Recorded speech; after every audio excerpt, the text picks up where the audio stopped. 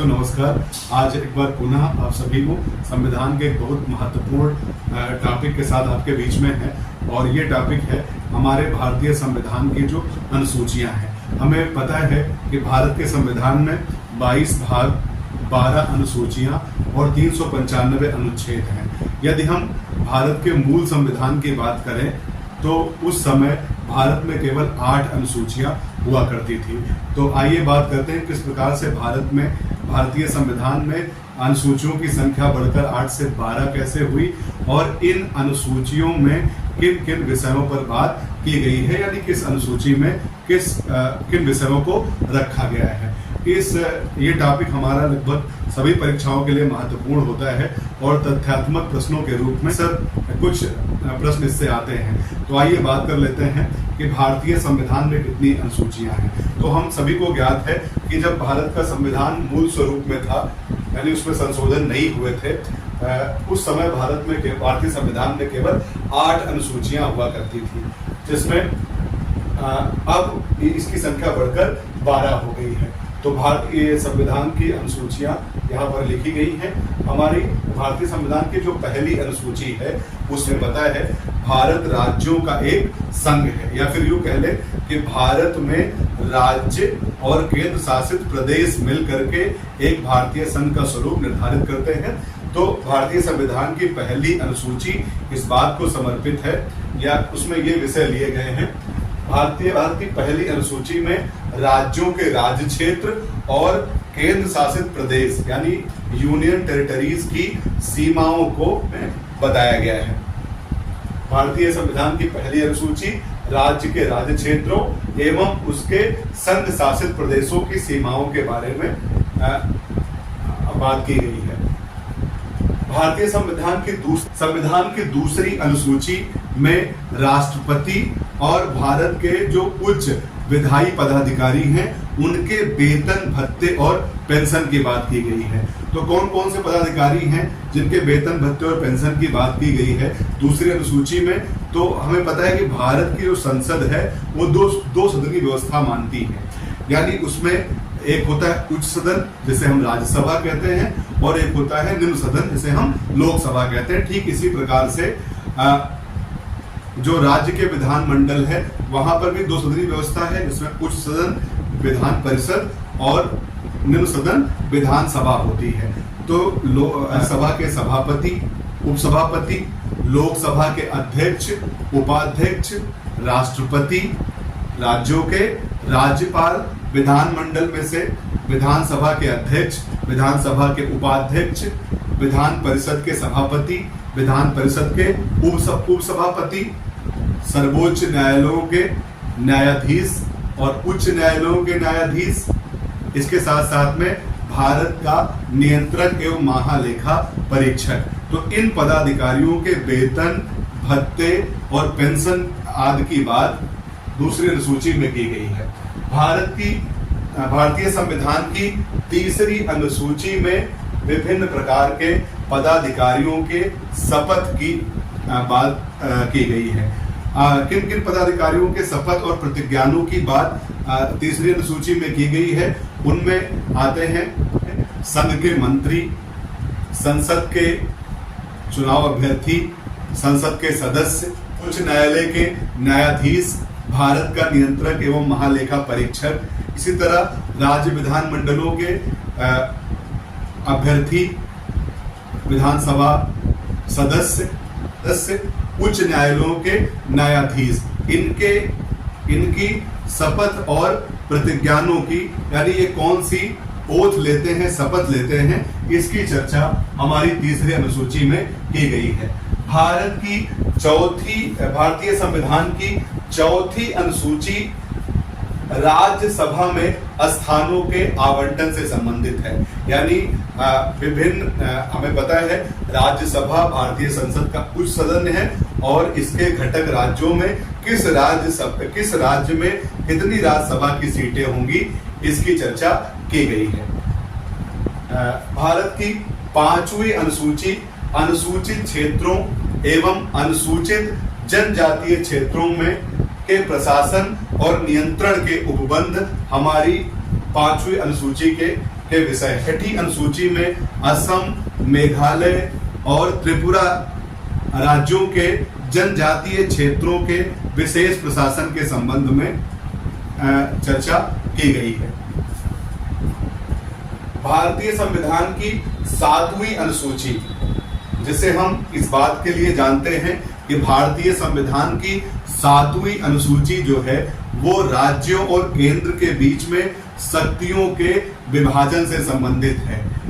हमें पता है कि भारत एक राज्यों का संघ है, संघ की सुप्रीमेसी है, संघ की श्रेष्ठता है, राज्य उसके अभिन्न अंग हैं। तो ऐसे में राज्यों और केंद्र के बीच में शक्तियों के बंटवारे के लिए भारतीय संविधान की 7वीं अनुसूची में 3 सूचियां हैं, जिन्हें हम क्रमशः संघ सूची, राज्य सूची और समवर्ती सूची के रूप में जानते हैं।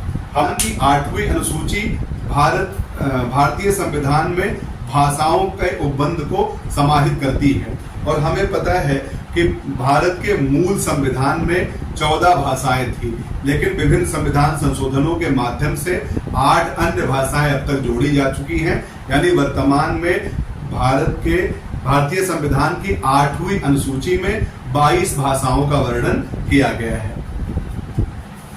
तो ये हमारे संविधान की मूल संविधान की 8 अनुसूचियां थी। बाकी नीचे की जो 4 अनुसूचियां हैं, इन्हें समय समय पर विभिन्न संविधान संशोधनों के द्वारा 24 अनुसूची को प्रथम संविधान संशोधन अधिनियम, प्रथम संविधान संशोधन अधिनियम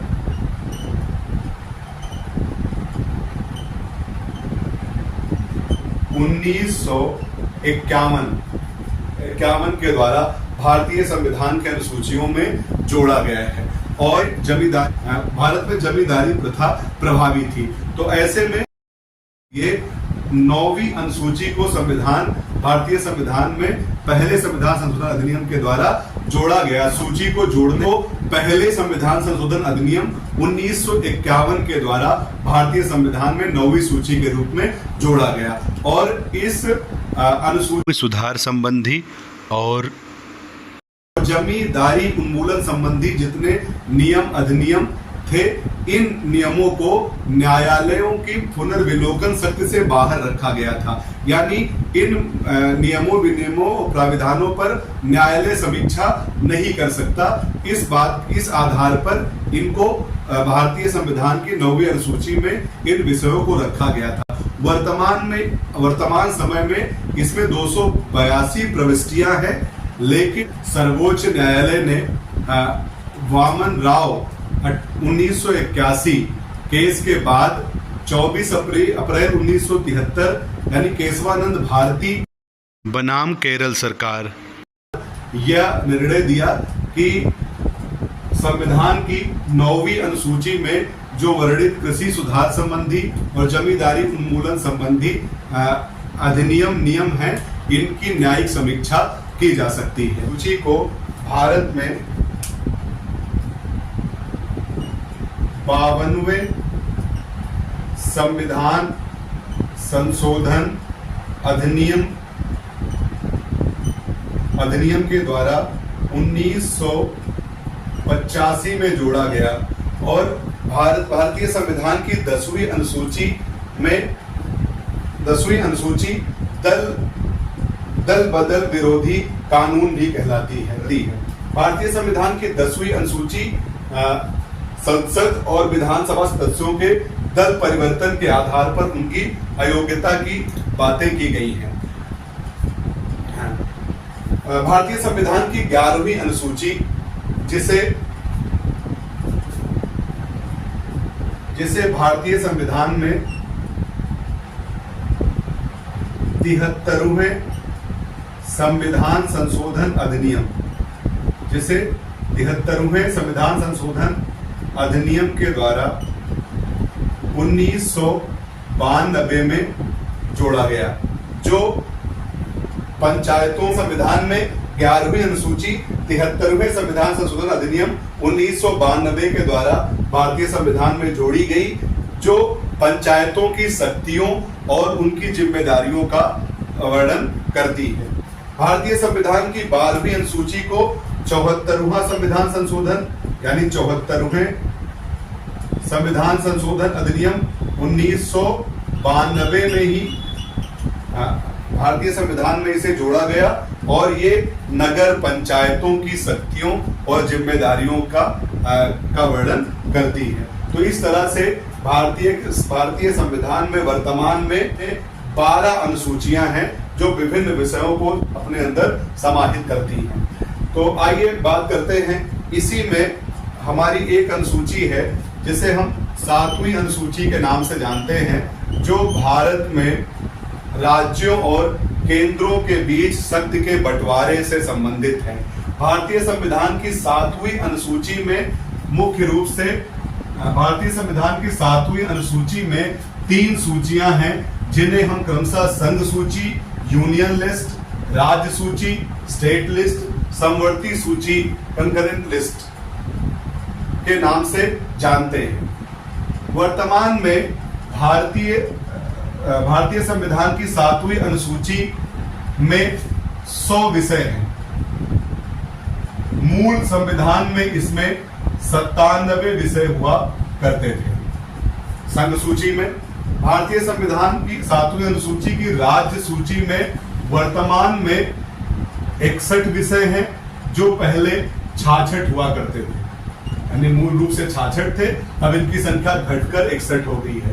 और भारतीय संविधान की 7वीं अनुसूची की समवर्ती सूची में वर्तमान में 52 विषय हैं, जो मूल रूप से 47 थे, यानी संघ सूची में 97 के स्थान पर 100, राज्य सूची में 66 से घटकर 61 और समवर्ती सूची में 47 से बढ़कर 52 विषय हो गए हैं। और हमें पता है कि 7वीं अनुसूची भारत में केंद्र और राज्यों के शक्तियों के बंटवारे से संबंधित है। तो संघ सूची में जिन विषयों को रखा गया है उन पर नियम बनाने की, विधि बनाने की, कानून बनाने की शक्ति केवल संघ में निहित है, यानी केंद्र सरकार में निहित है, संसद में निहित है। भारत की राज्य सूची में जो विषय रखे गए हैं वो राज्यों के अस्तित्व और अस्मिता से संबंधित है और इन पर कानून बनाने की शक्ति राज्य के विधान मंडल की है, राज्यों की है। इस तरह से भारतीय संविधान की समवर्ती सूची में ऐसे विषयों को रखा गया है जिसमें समान रूप से केंद्र और राज्य के विधान मंडल विधि और नियम बना सकते हैं, कानून बना सकते हैं। लेकिन यदि कभी ये स्थिति आ जाए कि एक ही विषय को लेकर के केंद्र और राज्य दोनों कानून बनाने की इच्छा शक्ति प्रकट करें, तो ऐसी स्थिति में केंद्र द्वारा बनाया गया नियम ही लागू होगा। यानी समवर्ती सूची में साझा विषय अवश्य लिए गए हैं, लेकिन केंद्र की सर्वोच्चता भारत राज्यों का संघ है, इस बात की सर्वोच्चता इन सूची के विषयों में भी दिखती है कि यदि कभी ऐसी स्थिति आ जाए कि राज्य और केंद्र एक ही विषय पर नियम बनाना चाहे समवर्ती सूची के, तो केंद्र के द्वारा बनाए गए नियम ही लागू किए जाते हैं। तो आइए सामान्य रूप से बात कर लेते हैं। हालांकि ये सूची बहुत बड़ी है, इसमें 100 विषय हैं वर्तमान में, इसमें 61 विषय हैं, इसमें 52 विषय हैं। तो आइए बात कर लेते हैं कुछ प्रमुख विषयों की जो संघ सूची में है। अब संघ सूची नाम से ही इस बात को प्रदर्शित करती है कि ये इनमें ऐसे विषयों को रखा जाएगा जो राष्ट्र के रूप में भारत के लिए आवश्यक होंगे, भारत की सुरक्षा से संबंधित हो या भारत को अंतरराष्ट्रीय मंच पर एक राष्ट्र के रूप में प्रस्तुत करने के संबंध में हो, या फिर भारत की अखंडता और एकता को समाहित रखने के उद्देश्य से हो। तो हम इसके अगर विश्लेषण करें तो हम ये पाएंगे कि संघ सूची में ऐसे विषयों को रखा गया है जो एक राष्ट्र को मजबूती देते हैं या एक राष्ट्र के रूप में भारत का अस्तित्व स्वीकार करते हैं। जैसे इसमें कुछ विषय हैं जिन पर हम बात कर लेते हैं। रेलवे, हमें पता है रेलवे केंद्रीय विषय है। जल परिवहन, हर तरह के जल परिवहन के नियम वे सरकार बनाती है।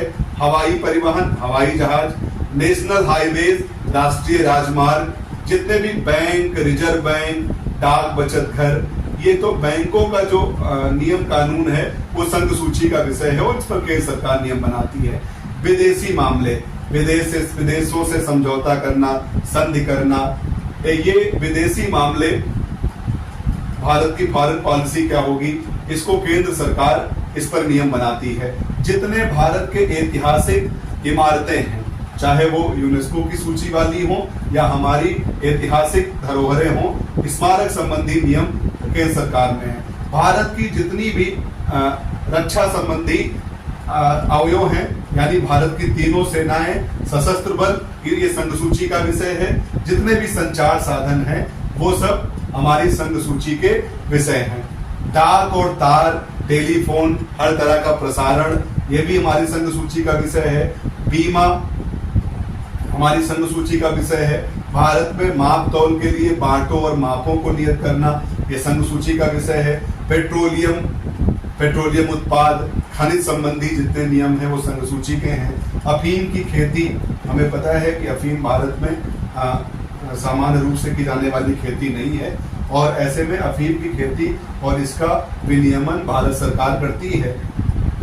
सेंसर बोर्ड, भारत में चलचित्रों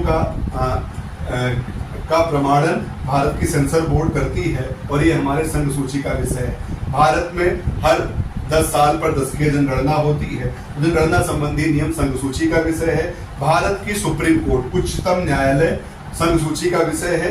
सीमा शुल्क और निगम कर, तो ये कुछ प्रमुख ऐसे विषय हैं जो हमारे संघ सूची के विषय हैं। इसी तरह राज्य सूची में ऐसे विषयों को लिया गया है जो एक राज्य के सह अस्तित्व को केंद्र के साथ स्वीकारते हैं और राज्य अपने विकास के लिए ऐसे विषयों पर कानून बनाता है। तो अगर हम इन सूचियों को देखें तो हमारे संविधान निर्माताओं की वो दूरदर्शिता प्रकट होती है, जिसमें हम ये कह सकते हैं कि भारत एक राज्यों का संघ है और राज्यों का किसी तरह का कोई समझौता नहीं है। हम राष्ट्र के रूप में एक हैं और राज्यों के रूप में भी विकास के पथ पर आगे बढ़ने के लिए बद्धित हैं।